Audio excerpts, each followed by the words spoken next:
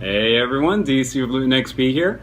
Have a lot of really awesome games I've been able to try out and play over the past week, so let's go into it. First up, we have Laser Riders, not a VHS set from the 80s, although it looks like it. You take the role of different characters, riding your kind of Tronish light cycles around the table, and you actually leave your tracks on the board. You're trying to capture 3 prisms before anyone else does, but you have to watch out because if you run off the table or if you crash into someone else's line, you gotta start over. No. Next up, we have Master of Orion, the board game, although it's mainly cards. This is based off a video game series. It was a 4X strategic game. The game itself, you play as one of 7 different races. You are playing over the course of 8 rounds trying to acquire as many victory points or just beat the crap out of your opponents. Whoever has the most victory points after 8 rounds or after someone loses all their morale wins. Next up we have Crosstalk. It's a party game similar to Codenames. Basically, there are 2 clue givers that have a word on a card that they're trying to describe to everyone else. But when they're giving clues, the other team gets to guess before their team does. So each team is having to be careful about what clues they give because it's going to help the other side. The first team to get 5 points wins.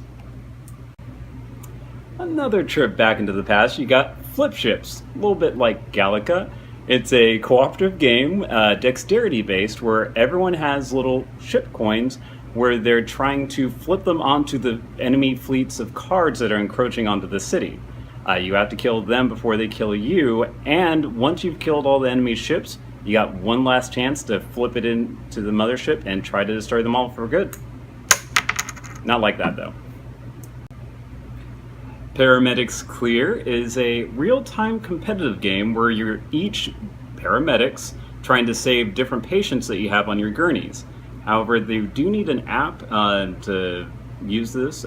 Basically, it acts as a timer. You have, for your first shift, 60 seconds to save your patients, then 45 seconds, and then for the last shift, 30 seconds to save your patients.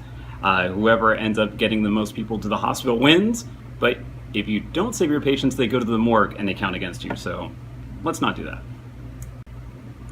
Sentient has you building different types of robots, like military robots, transportation robots, service robots.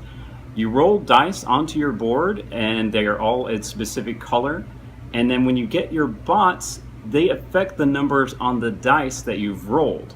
Now, each bot requires a certain number on each set of dice between it, and that's how you get your victory points in this. And after 3 rounds, whoever has the most victory points between the robots they've gotten and the different types of investors they've acquired wins.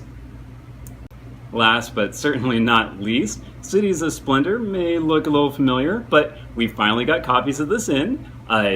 So from our other videos you might remember, this adds 4 new gameplay modes, and each of them requires different strategies, different play styles to try to get the victory points that you need to win each of those game modes. So come by and get one. That's all we got for this week. I really loved all of these games. I had a lot of fun flipping those ships and actually learning some math skills through Sentient. So I would say those are my top 2 favorite for this time, but hopefully we'll see you around the store this week. Take care, guys. Have fun.